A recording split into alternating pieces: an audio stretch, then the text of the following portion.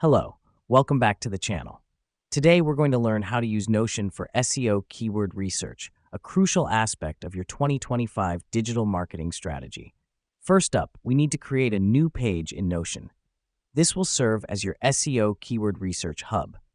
Now, the reason we do this is to keep all our keyword data organized in one place, making it easy to refer back to when creating content.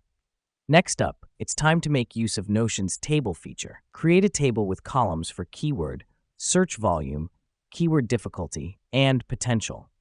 This helps us because it allows us to quickly visualize our keyword data, making our analysis more efficient. Once you've set up your table, it's time to fill it with data. Navigate to your favorite keyword research tool. Find the keywords relevant to your content and input the data into your Notion table.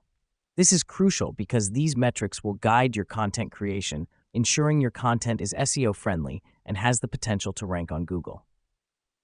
Now that we've done that, let's add a notes column to our table. Here, jot down any important observations about each keyword. This can be anything from content ideas to potential challenges in ranking for the keyword.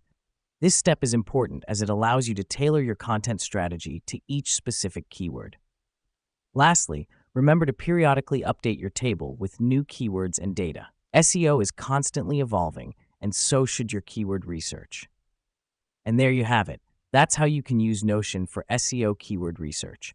By following these steps, you'll have a powerful tool to aid your SEO strategy and help your content get the visibility it deserves. Thanks for joining us today, and we'll see you in the next tutorial.